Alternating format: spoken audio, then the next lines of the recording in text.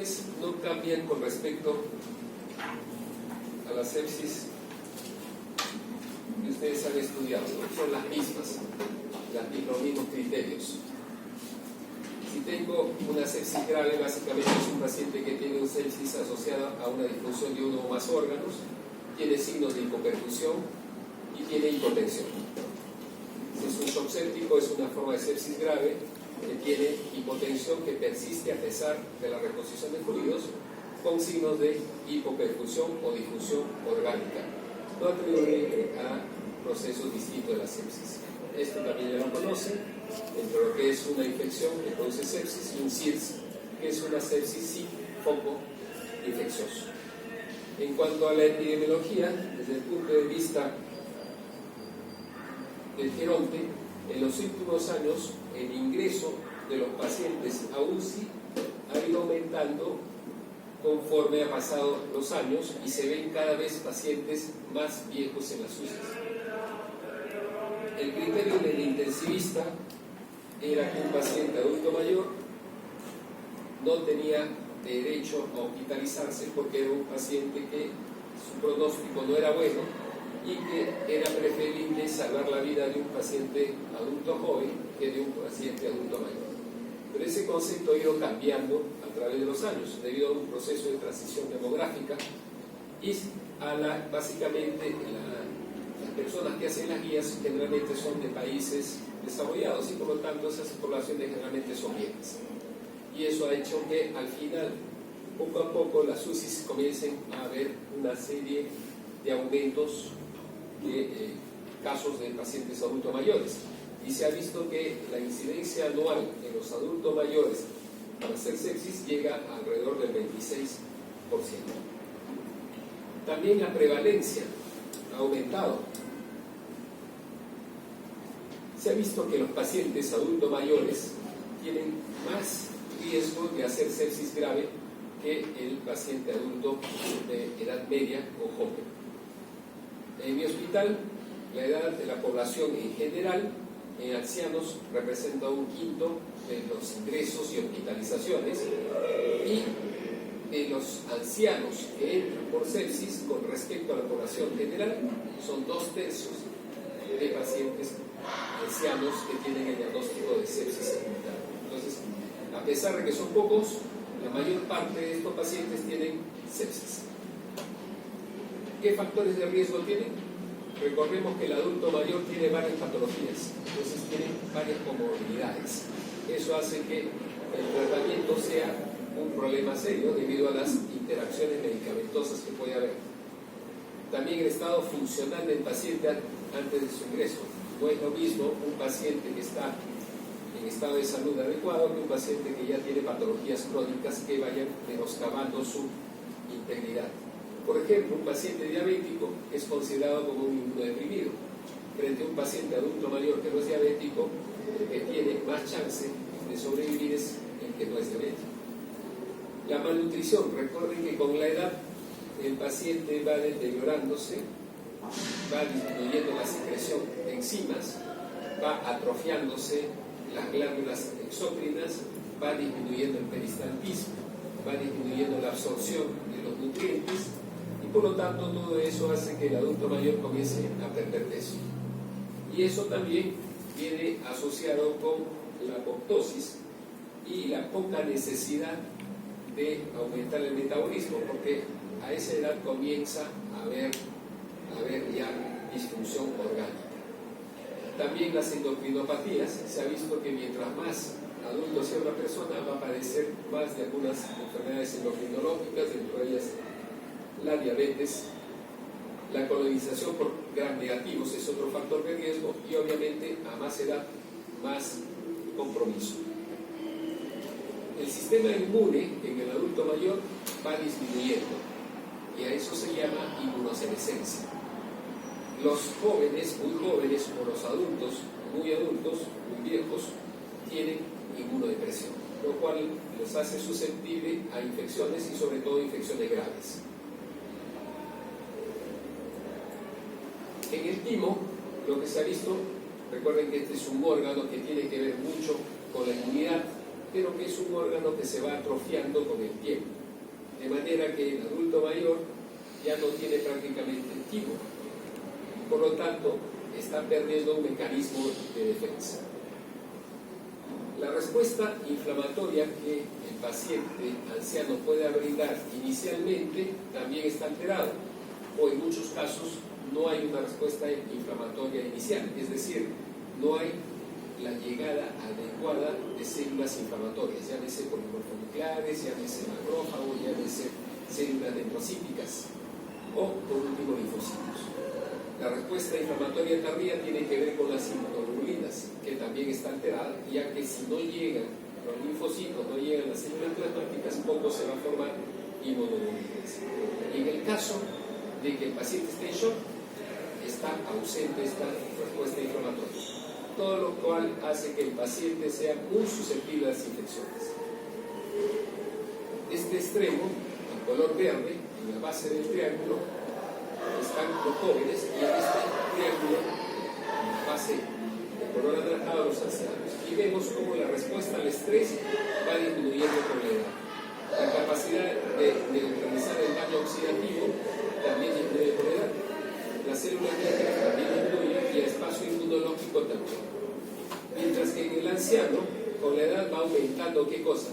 Las células activadas con citocinas proinflamatorias, va aumentando la producción de oxidantes, va aumentando las células de memoria y la expansión de clonas. ¿Cuáles son los síntomas más comunes en los adultos mayores? Los adultos mayores responden a las infecciones con confusión, principalmente con confusión.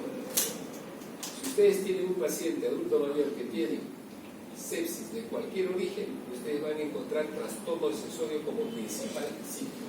Así no tenga problemas neurológicos, el principal síntoma y signo es confusión en el paciente, que puede llevar incluso al coma. Va a haber hiporexia, hipotermia. Recuerden que en los adultos mayores la temperatura está por debajo de 37, alrededor de 36.5, 36.4. Hay hipotensión arterial. Este es un signo importante también, porque la mayoría de las personas con la edad se va calcificando las arterias debido a la arteriosclerosis, lo cual aumenta la resistencia vascular periférica y por lo tanto aumenta la presión arterial sistólica. Mientras que la diastólica generalmente aumenta hasta más o menos los 50 años y luego deja de aumentar. Por eso es que ustedes ven en la mayoría de los pacientes adultos mayores hipertensión arterial sistólica, a diferencia de los adultos jóvenes o adultos de edad media, donde la hipertensión generalmente es sistodiastólica. Las caídas es otro factor importante debido a la confusión y el trastorno sensorio. Los pacientes caen y comienzan a haber otras patologías, como por ejemplo las fracturas o los hematomas. Y recuerden que los hematomas también pueden ser susceptibles de infectarse en los pacientes y por lo tanto tener otro foco adicional. La somnolencia inexplicable. Y en el examen físico del adulto mayor, generalmente las funciones vitales, hay que tener cuidado con la temperatura. Ya hemos mencionado que no hay, en la mayoría de los casos, fiebre. En la mayoría de los casos lo que hay es hipotermia. La frecuencia cardíaca es algo que también hay que tener en cuenta. Nos han dicho siempre por semiología que por cada grado de temperatura debe aumentar aproximadamente 10 latidos por minuto. Si yo tengo un paciente joven cuyo promedio de frecuencia cardíaca está alrededor de 70, 80, para que llegue a 100 solamente requiere 30 latidos por minuto o 20. Mientras que un adulto mayor, el promedio de frecuencia cardíaca está alrededor de los 60, 65. Por lo tanto, tendría que subir alrededor de 40 o 35. ¿Por qué a un adulto mayor que es hipometabólico le voy a pedir que suba más que a un joven?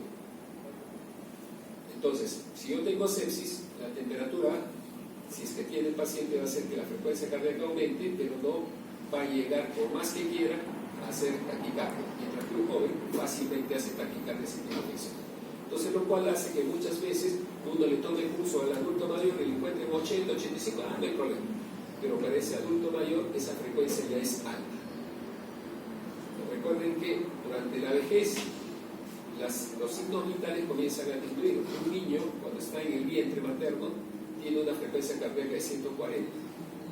Un niño a los 5 años tiene una frecuencia cardíaca de 100. Un adulto joven generalmente tiene entre 70 y 80, pero un anciano su frecuencia cardíaca está alrededor de 60. O sea, con la edad va disminuyendo. Si ustedes tienen una frecuencia respiratoria, van a encontrar que un recién nacido su frecuencia respiratoria está entre 24 y 30. Un adulto joven máximo debe estar en 20, pero un adulto mayor de 65 años su temperatura máximo debe ser 16. ¿Por qué le voy a pedir al adulto mayor que tenga 20? Si es hipometabólico. Entonces muchas veces los internos cometen el error de ver, está con 18, 20, está normal. Para un adulto mayor eso no es normal.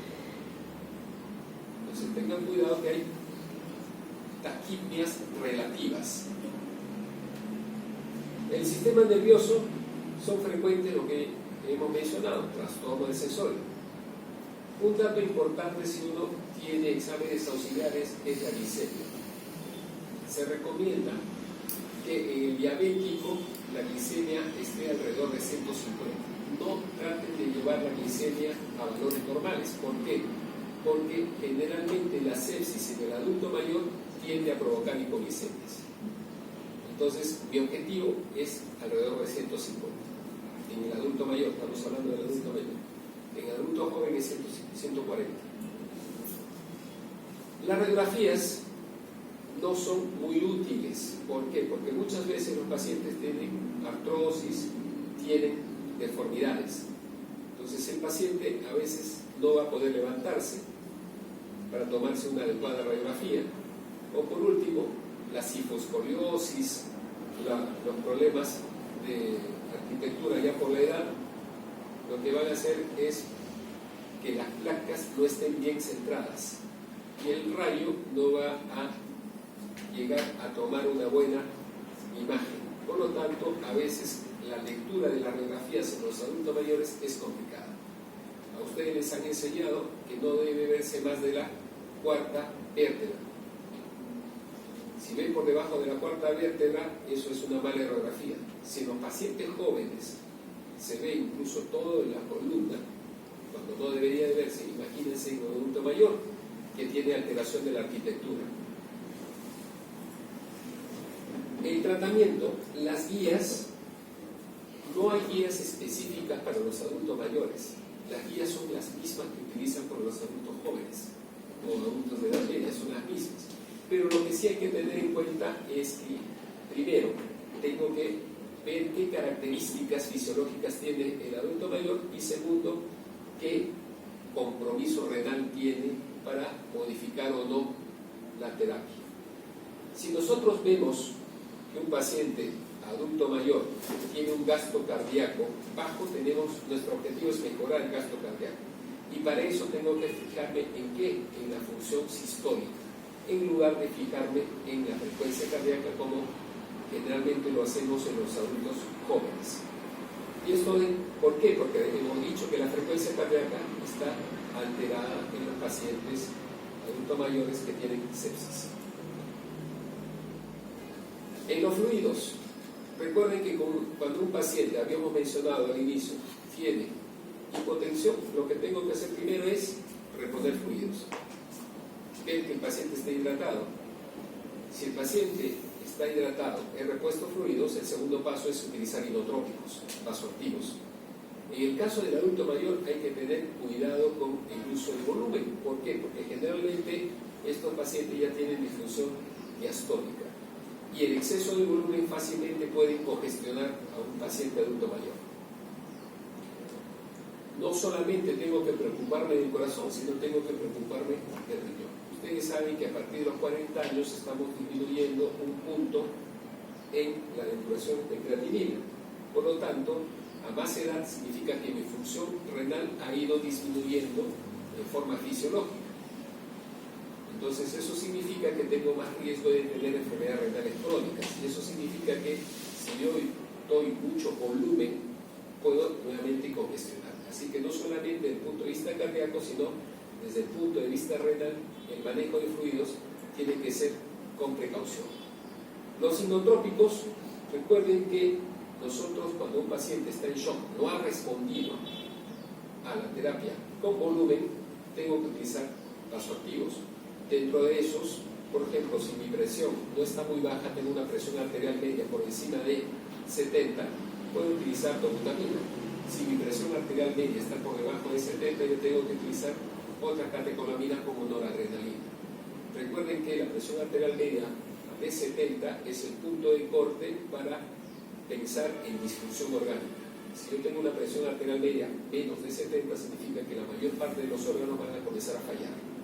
Así que mi objetivo es mantener por encima de 70 milímetros de mercurio la presión arterial media.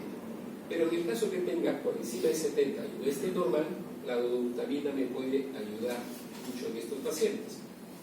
¿Por qué? Porque hay una resistencia relativa en los adultos mayores, pero sin embargo, cualquier droga inotrópica puede ser potencialmente arritmogénica. Y recordemos que los adultos mayores, debido a las placas ateroscleróticas, pueden tener cardioesclerosis. Por lo tanto, el sistema de conducción, nódulo sinusal, auriculoventricular, los haces intercordales, el ATGIS, la fibra Purkinje, pueden estar alteradas y por lo tanto susceptibles a generar arritmias.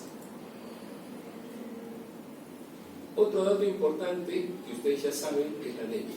Se ha visto en muchos estudios que un paciente anémico que hace infección tiene peor pronóstico que un paciente que no tiene anemia y que hace la misma infección. Entonces el objetivo en los adultos mayores es evitar la anemia. ¿Por qué evitar la anemia? Recuerden que el adulto mayor es un paciente que se está acostumbrando a manejar aumento de CO2. ¿Por qué? Recordemos que en el adulto mayor, recordemos que por la edad ya los pulmones se van fibrosando, el tejido intersticial se va fibrosando, lo cual hace que haya un menor intercambio gaseoso. También recordemos que con la edad, a partir de los 40, voy perdiendo ¿qué cosa? Masa muscular. Y el diafragma es un músculo, por lo tanto el músculo se va adelgazando y por lo tanto la expansión torácica va disminuyendo.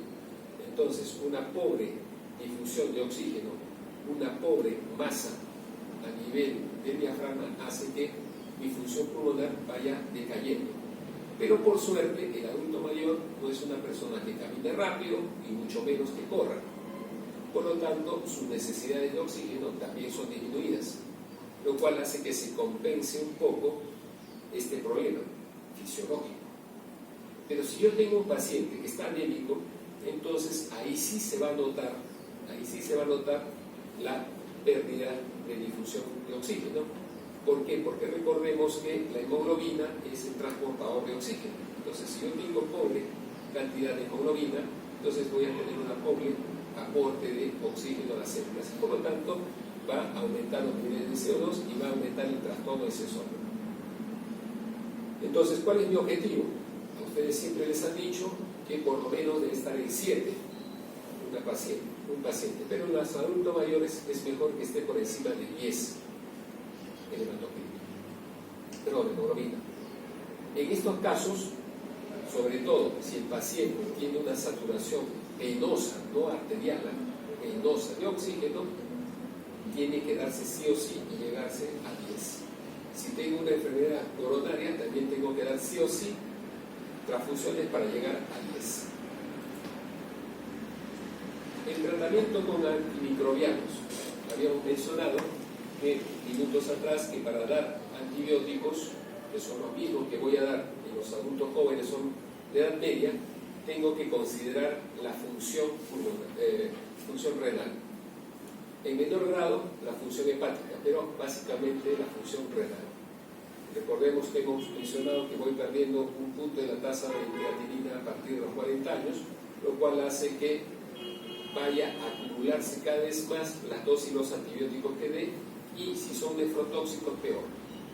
Una recomendación que siempre se da en los adultos mayores es tomar la creatinina cada 3 o 4 días si damos drogas nefrotóxicas, para ver si hay un aumento y se está produciendo una injuria renal aguda sobreagregada a una falla renal crónica.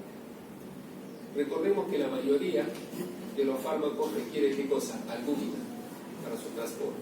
Y si tengo más fármacos en forma libre, significa que tengo más toxicidad y voy a tener más reacciones adversas. Recordemos que el adulto mayor, por los mecanismos que estábamos diciendo, tiene una pobre absorción intestinal, lo cual significa que generalmente los adultos mayores son hiporluminémicos. Entonces eso significa que si yo doy dosis altas de antibióticos porque requiere el paciente y tiene hiporluminemia, las reacciones adversas pueden ser cada vez más frecuentes. Y por último, recordemos que hemos dicho que también tengo que fijarme en si hay falla hepática o no, porque muchos de las drogas o medicamentos también tienen un metabolismo hepático. Pero felizmente que estos son la menor cantidad y por lo tanto, si es que yo tengo que modificar mi dosis de antibiótico, generalmente se hace en los pacientes que tienen cirrosis. Mientras que en los pacientes que tienen problemas renales, para cada estadio renal hay una modificación. En cambio, para el paciente hepático solamente es una. ¿Tiene cirrosis o no? También tenemos que tener en cuenta que muchos piensan, si el paciente adulto mayor tiene alteración de la función renal, tiene alteración de la función hepática, no le demos los bonos y demos solamente terapia de mantenimiento. No, se tiene que dar sí o sí, solo que tenemos que graduar la dosis. El otro tema importante es que se ha visto que muchas veces demoramos en el inicio del tratamiento. Y en la demora en el inicio del tratamiento aumenta la mortalidad. Así que si es que hay un tratamiento rápido y oportuno, el porcentaje de sobrevida mejora. Se recomienda que la terapia debe ser iniciada máximo 1 hora después de haber sido diagnosticado la sepsis. No deben demorar más. Obviamente la terapia al inicio tiene que ser empírica, basado en el foco que estamos sospechando causante de la sepsis. Y el tratamiento definitivo se hace en base a los cultivos que ustedes han obtenido. Se recomienda por lo menos 2 de los cultivos. El tratamiento empírico debe basarse, como les he mencionado minutos atrás, en el órgano que esté afectado, pero también tiene que basarse en ¿qué? En las otras comorbilidades que tenga el paciente, en el grado de inmunocompromiso que tenga, en el lugar de la infección, la gravedad y los factores ambientales que estén alrededor del paciente. Hay pacientes, como ustedes ven, y sobre todo han escuchado de los pacientes asegurados, que a veces no son hospitalizados, sino que se manejan en casa, o porque tienen una enfermedad terminal, o porque la condición del paciente le impide ser trasladado a un hospital.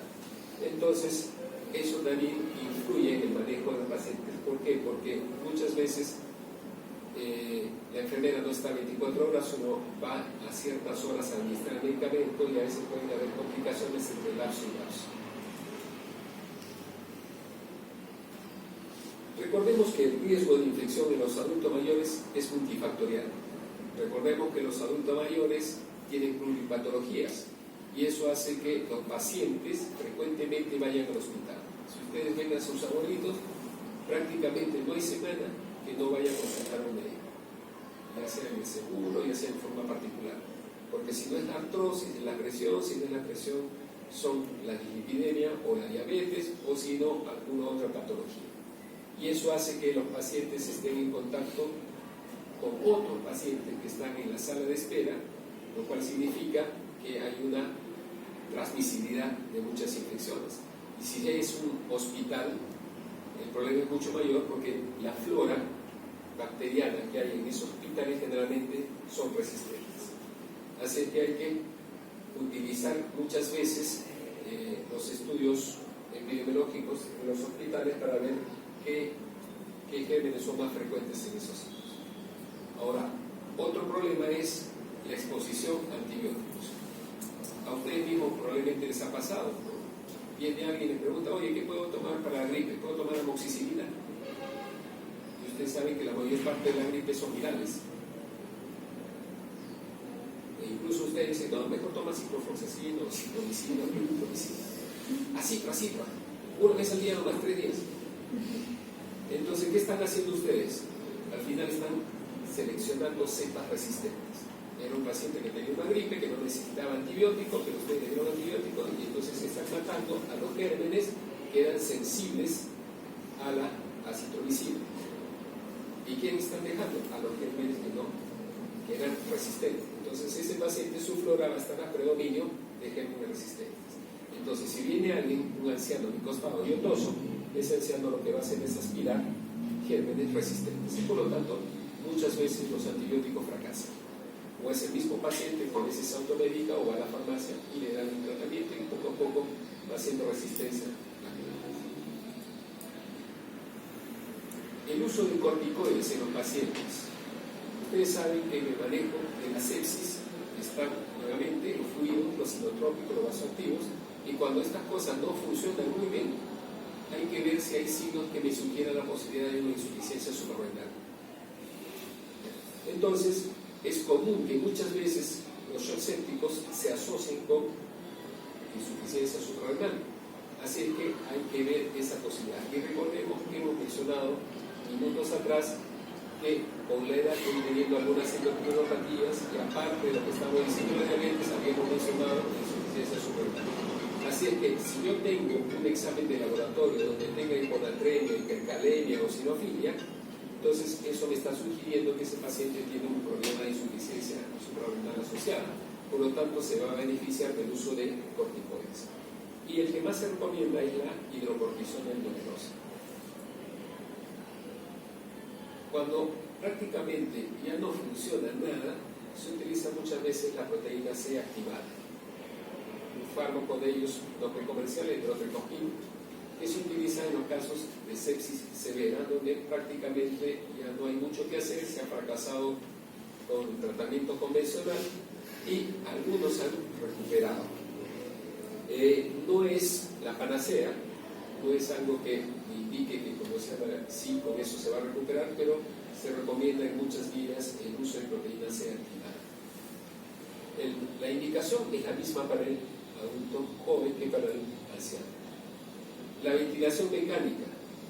Recordemos que en los pacientes jóvenes o adultos de edad media que van a UCI por cualquier otro motivo que no sea respiratorio y que requiere ventilación, a veces terminan haciendo infecciones respiratorias. Entonces, se ha visto que el adulto mayor que tiene necesidad de uso de ventilación mecánica tiene más riesgo de mortalidad que aquel que no utiliza. Los ancianos tienden a desarrollar más falla orgánica múltiple que los adultos jóvenes, porque ya hemos dicho que con la edad los órganos van perdiendo función. Entonces, es más fácil que un órgano que ya está dañado caiga en falla que un órgano completo. En un joven, el hígado está funcionando al 100%, pero en un adulto mayor, el hígado se ha destruido casi, y la mayor parte de los adultos mayores funciona en un 45 o 40%. Entonces eso significa que el metabolismo también hepático está alterado, por lo tanto es más fácil que haya falla hepática en un adulto mayor. Y hemos dicho que con la edad voy perdiendo masa parenquimal renal, entonces es más fácil que yo haga insuficiencia renal en un adulto mayor que en un joven, que tiene una tasa de filtración de 80, 90, 100. Obviamente, si el paciente tiene como se llama, una sepsis severa, la mortalidad es bastante alta, ¿no? A pesar de todos los avances tecnológicos, la mortalidad de un adulto mayor llega hasta el 50%. ¿Cuáles son los factores de mal pronóstico en los pacientes de edad avanzada? La presencia de shock, los niveles elevados de lactato sérico.